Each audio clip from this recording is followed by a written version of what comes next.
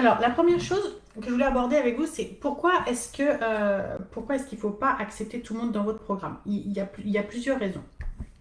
Euh, un, cli- un client qui ne correspond pas à votre état d'esprit, à vos valeurs, etc., peut, euh, peut tout à fait nuire à votre groupe. Si vous êtes dans une logique de groupe, une seule personne peut nuire à un groupe complet et casser la dynamique. C'est vrai en présentiel, mais c'est aussi vrai sur le web. Et casser la dynamique et bloquer d'autres personnes dans les échanges. Là, je vous donne tout de suite un truc perso.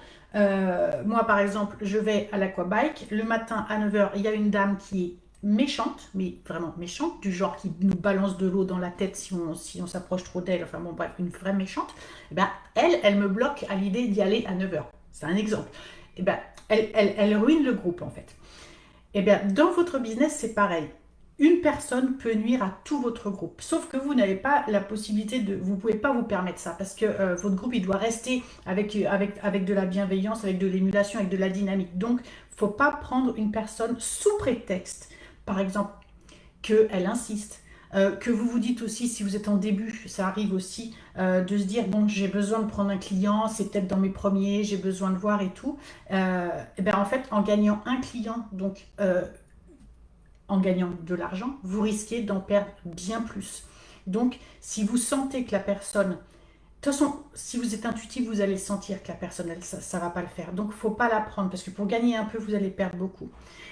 Cette personne-là, même si c'est pas dans le groupe, si vous n'êtes pas en travail de groupe, c'est-à-dire si vous faites du coaching, pas hybride, mais du coaching complètement individuel, elle peut vous pomper toute votre énergie. Moi, j'ai testé ça, c'était en fin d'année dernière, quelqu'un qui m'a pompé, mais toute mon énergie. Et cette personne-là, en fait, elle m'a confortée dans le fait d'arrêter de faire de l'individuel parce elle m'a mise, mais c'est pas limite un burn-out parce que voilà, mais elle m'a vraiment, c'est limite harcèlement quoi. Donc c'est pareil, il faut pas prendre des gens. Alors évidemment, hein, quand je l'ai prise, je ne le savais pas. C'est pour ça qu'après je vais vous parler de comment on fait pour pas se tromper en fait. Donc je vous ai dit, donc faut pas prendre parce que ça va nuire à votre groupe. En individuel, ça peut vous pomper toute votre énergie. Vous allez perdre beaucoup plus d'argent que vous allez en gagner. Et puis, il faut pas prendre quelqu'un qui n'est pas coachable. Ça se sent tout de suite à l'entretien. On voit tout de suite si la personne n'est pas coachable quand à peine vous avez commencé à démarrer, que vous êtes là a priori pour l'aider. Je vais vous expliquer comment je fais après dans mon process de recrutement. A priori, vous êtes là pour l'aider et la personne prend le lead en vous assommant de questions qui n'ont pas de sens à ce moment-là de l'entretien. Cette personne-là, moi, je vois tout de suite qu'elle n'est pas coachable. Ce qu'elle veut, c'est pas du tout être aidée, c'est prendre le lead et affirmer sa position, mais en tout cas, elle n'est pas ou alors elle n'est pas consciente qu'elle est dans une démarche d'aide, mais en tout cas, elle n'est pas coachable. Il ne faut pas prendre les gens. Si vous pensez que les gens... Hello Florence. Et si vous pensez que les gens ne sont pas coachables, il ne faut pas les prendre parce que vraiment, c'est complètement contre-productif. Alors, comment on fait pour ne pas prendre des gens qui ne sont pas coachables?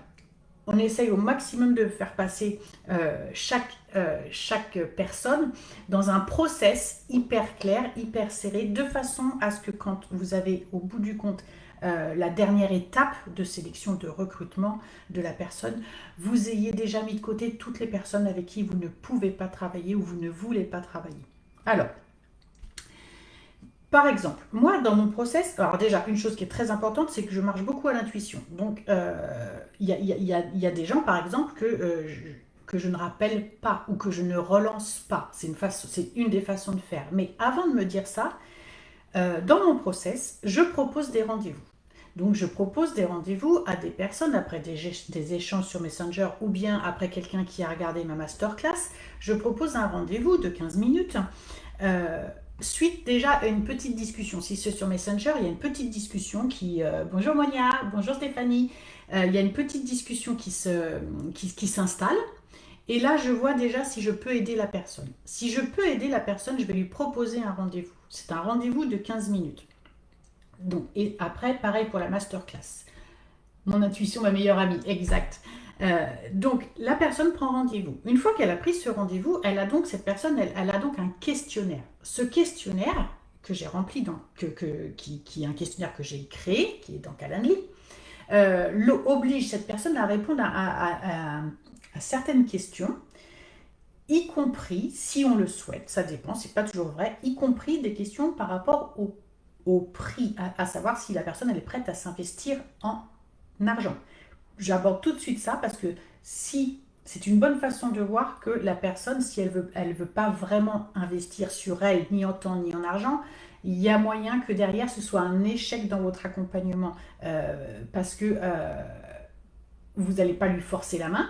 Et puis si vous lui forcez la main, ça ne sera pas un bon élément, donc c'est pas une bonne façon de faire.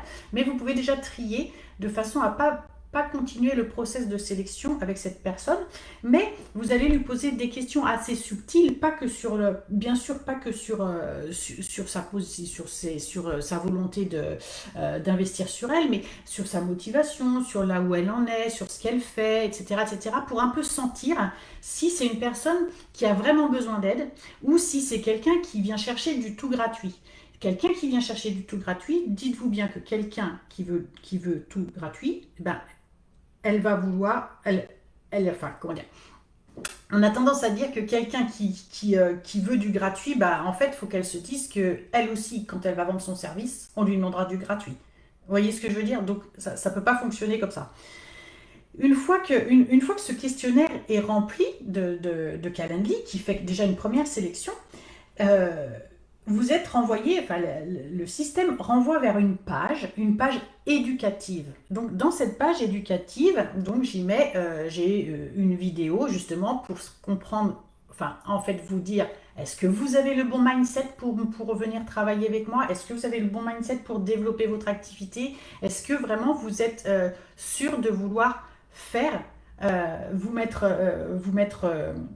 à votre compte, aider un max de gens, vraiment faire ce que vous aimez. Est-ce que c'est vraiment sûr que c'est ce que vous voulez faire ou est-ce que c'est un peu une lubie du genre, bon voilà, j'ai envie de faire quelque chose, mais bon, je sais pas trop quoi, alors bon, si jamais on me donne un peu d'infos, gratos, machin, ça va le faire. Si on est dans cette dynamique-là, on n'a pas le bon mindset.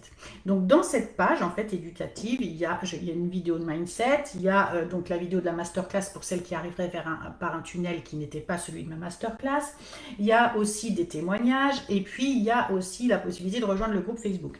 Cette page éducative, elle est très importante parce que elle intervient, cette page, avant le rendez-vous de 15 minutes. Le rendez-vous de 15 minutes qui va me servir à faire une présélection.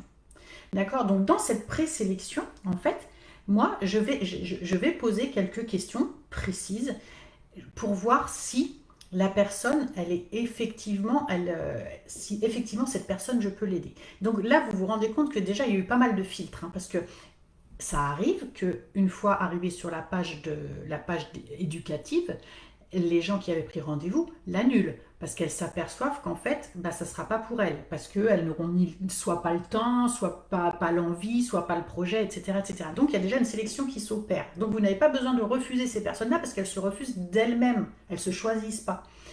Donc une fois qu'elles ont vu cette page, le rendez-vous est fixé avant.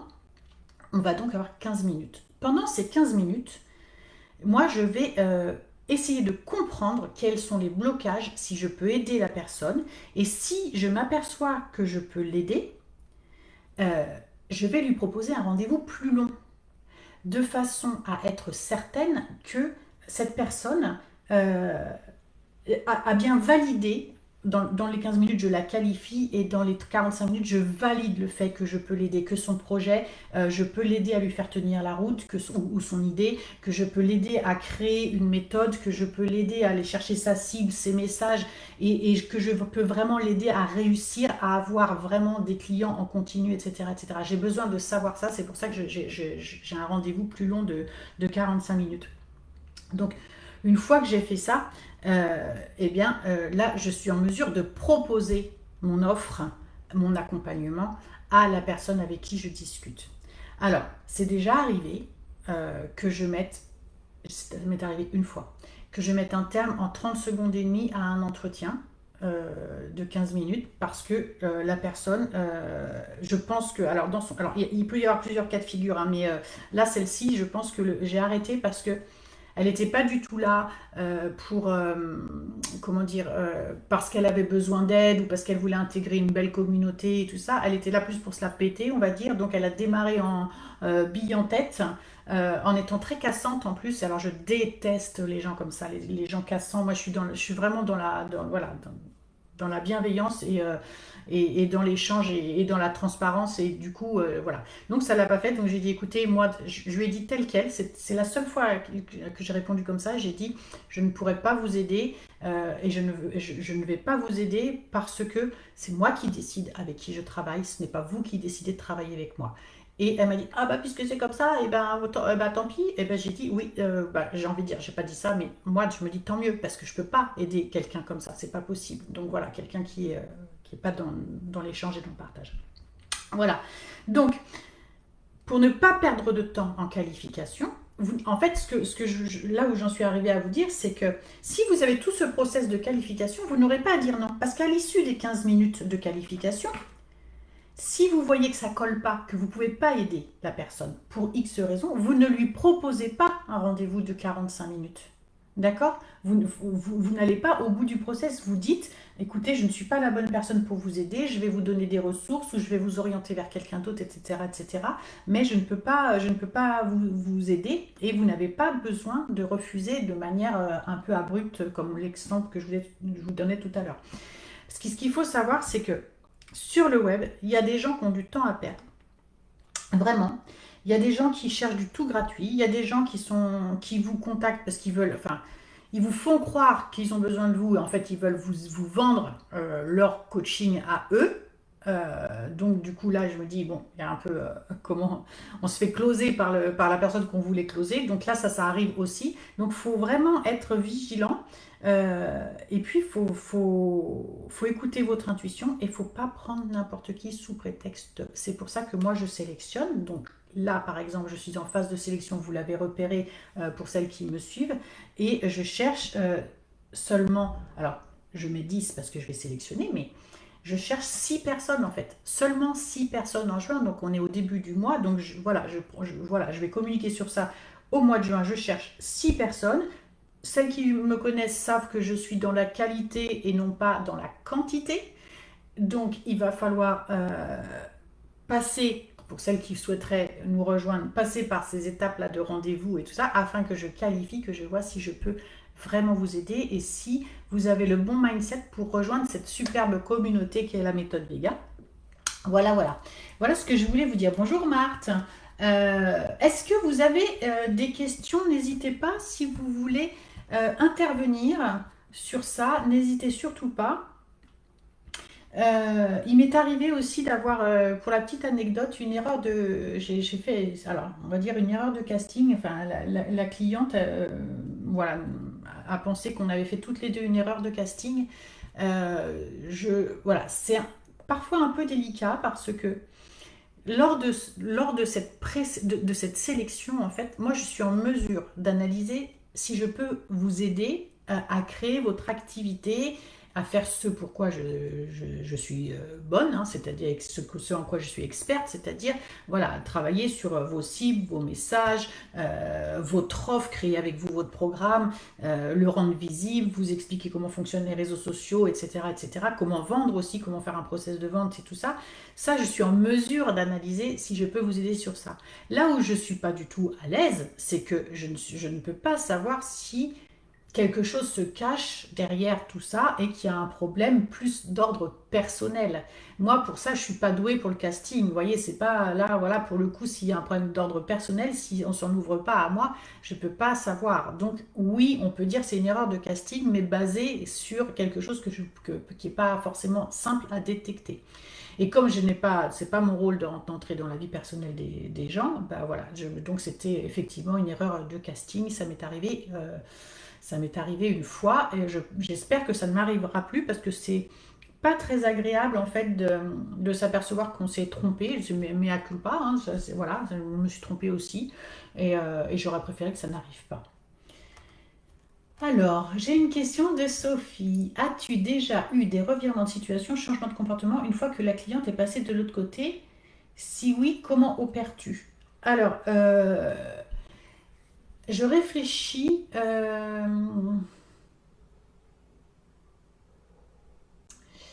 Je dirais que non. Pas vraiment pas dans la méthode Vega en groupe, hein, telle qu'elle est aujourd'hui. Je parle pas en individuel. En individuel, peut-être certainement plus, oui.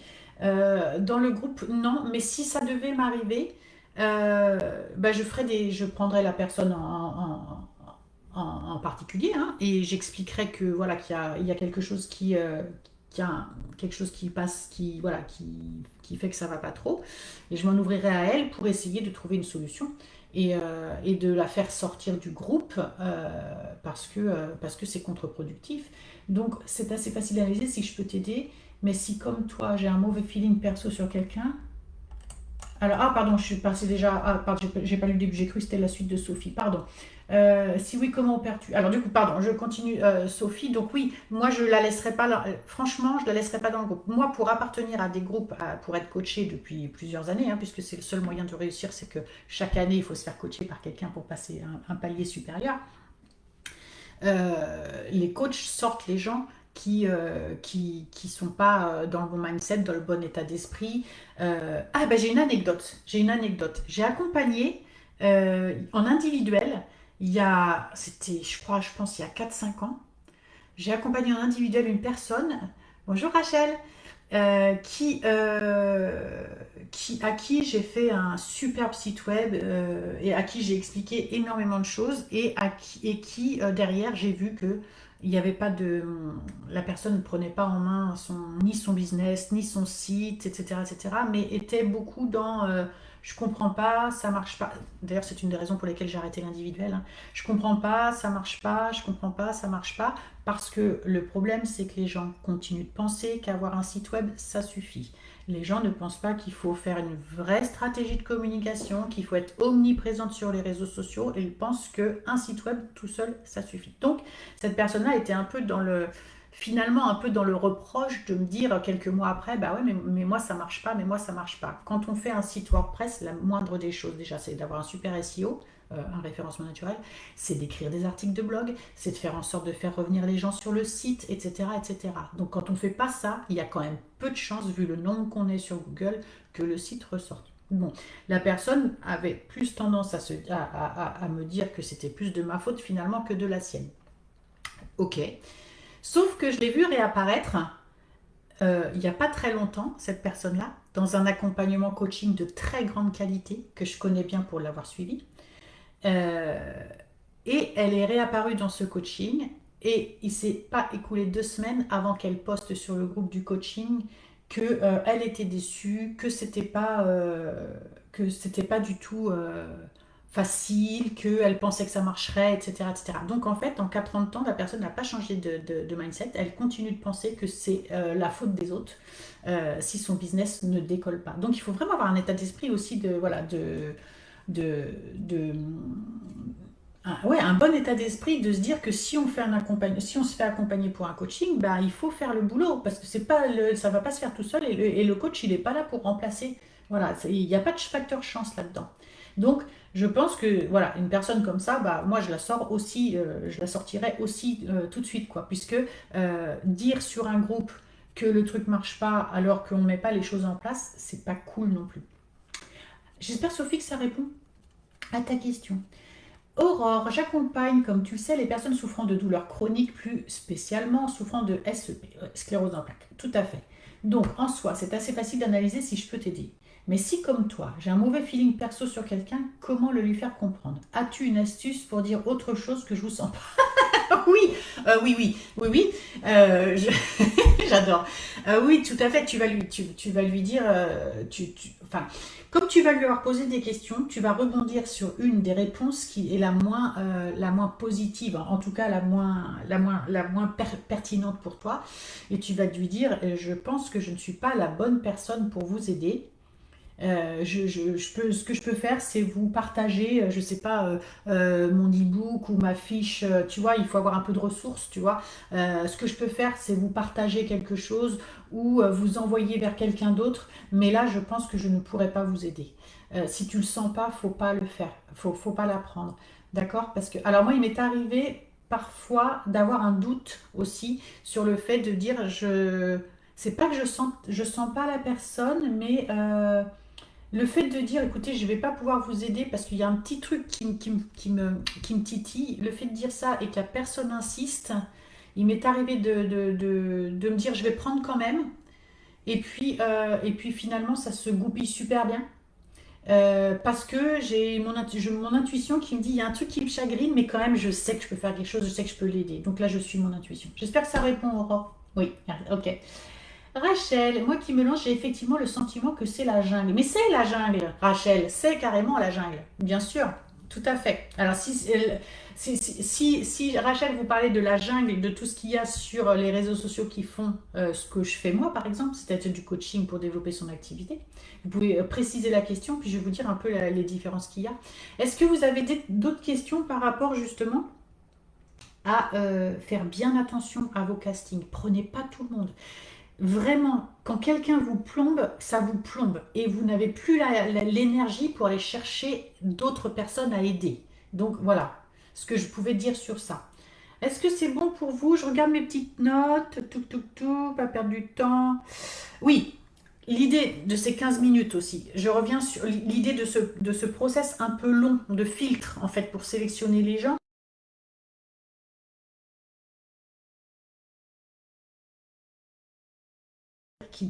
Voilà, les personnes qui veulent vraiment réussir, elles vont passer les étapes, elles vont venir avec vous et elles vont être conscientes que vous pouvez les aider. Sinon, c'est de la perte de temps. Et alors, ce qui se passe, c'est que pendant les 15 minutes, vous donnez quand même, hein. Moi, quand j'ai mes rendez-vous de 15 minutes, je donne quand même beaucoup d'informations à la personne pour pas qu'elle ait perdu son temps et ses 15 minutes. Voilà. Mais je donne de l'information, mais je ne la transfère pas sur le rendez-vous plus long qui est réservé aux privilégiés que je peux vraiment aider. D'accord? Donc, partez pas sur des rendez-vous longs dès le départ parce que vous allez en plus... Ah oui, une chose hyper importante aussi que je dois vous dire. Ouais, ça part un peu comme ça, mais c'est parce que c'est hyper important. Dans votre rendez-vous, vous n'êtes pas là, le rendez-vous, on va dire le rendez-vous découverte. Vous n'êtes pas là pour coacher la personne. Ça, c'est une erreur classique. Coacher la personne en entretien découverte, c'est une erreur classique parce que la personne, elle vient pas là pour être coachée. Et quand vous coachez la personne, bah déjà, difficile à la fin de votre coaching de lui dire ça coûte tant, par exemple, hein. En plus, la personne, elle pense que ce que vous lui avez dit, bah, ça va suffire à l'aider, alors que vous savez derrière qu'il en manque plein et qu'il y en a plein sous la semelle. C'est comme si moi, les filles là qui sont là, vous connaissez la méthode Vega, celles qui l'ont traversée. Vous savez que c'est pas parce que en entretien je vous aurais donné un petit cours sur un truc que tout ce qu'il y a derrière vous l'auriez compris. On est d'accord. Donc surtout ne coachez pas vos personnes en entretien. Vous êtes là pour leur dire que vous pouvez les aider, comment vous allez les aider, mais pas votre méthode. Alors, hop, donc il y a Stéphanie qui dit même sentiment que toi, ok. Alors je parlais du nombre de concurrents et des nombreuses stratégies qu'ils mettent en place. Donc des nombres de concurrents de ce que je fais moi ou de ce que vous faites vous, Rachel? De ce que je fais moi, j'imagine. C'est la jungle, mais je vais y revenir, Rachel, du coup je lis les autres. C'est la jungle, mais vous êtes unique, les filles, il faut juste réussir à mettre votre offre en avant, exactement. Et votre spécificité à vous. Oui, Aurore, avec de l'accompagnement, ça ira mieux, exactement. Alors du coup, voilà, c'est la jungle. Euh, c'est la jungle si, voilà, Rachel, si vous parlez de vous là pour la jungle, de ce que vous faites vous, c'est en fait, il y a beaucoup de monde. Mais une fois que vous avez trouvé votre offre, ce qui vous anime, ce que vous avez envie de faire, euh, et que c'est complètement authentique. Et je pense, Aurore, toi qui as terminé avec ta méthode Sanae et l'accompagnement pour les douleurs chroniques et tout ça, tu vois bien ce que je veux dire. Je suis sûre que tu vois bien ce que je veux dire. Il y a vraiment, c'est la jungle, mais vous pouvez vous démarquer. Vous pouvez vous démarquer en créant votre méthode avec vos valeurs, ce que vous savez faire, ce que vous savez mieux faire, etc. etc. Maintenant, si la question, Rachel, c'était par rapport à est-ce que c'est la jungle sur ce que moi je fais, c'est-à-dire d'accompagner les gens à créer leur business en ligne, c'est vrai aussi que c'est la jungle. La différence que moi j'ai, c'est que je suis à la fois communicante et et formée au techno numérique, hein, donc je suis webmarketeuse et webmaster aussi, donc je sais faire aussi bien la partie stratégie que technique. Donc ça c'est d'une grande force puisque beaucoup d'accompagnements vont vous expliquer ce qu'il faut faire, mais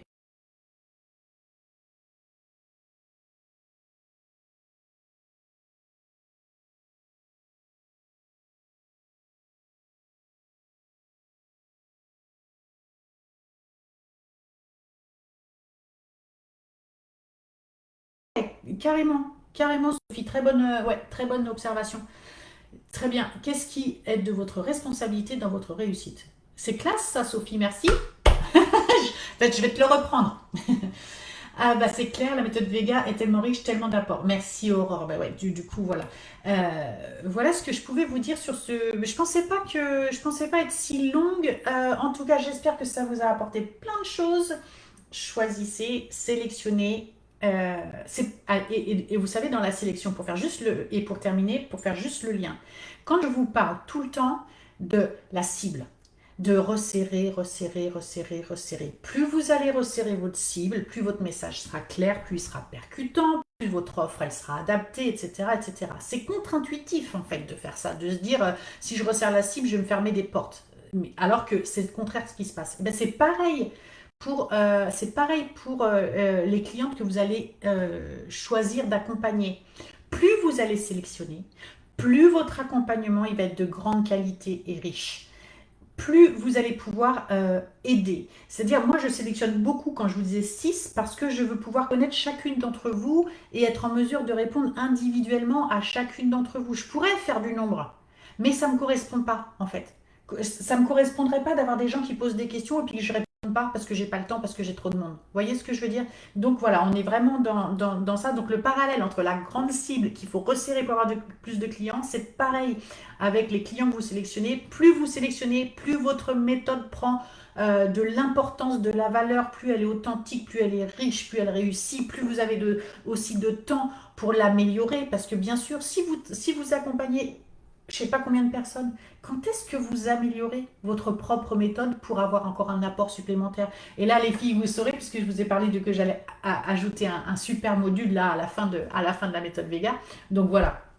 Ok, Touk Aurore, parfait, ok. On devient autonome en plus sur plein d'outils, ce qui permet par la suite d'évoluer encore comme on veut. Ouais, c'est exactement ça, Aurore. Et toi qui as terminé, ouais, c'est voilà, c'est vraiment l'idée, c'est ça, c'est d'être autonome pour continuer. Merci Stéphanie, merci Aurore. Eh bien merci à toutes, j'ai terminé. Je vous dis merci, celles qui auront vu en hashtag replay, et merci. Et s'il y a des questions, vous irez les mettre, j'irai y répondre après. Ciao, ciao!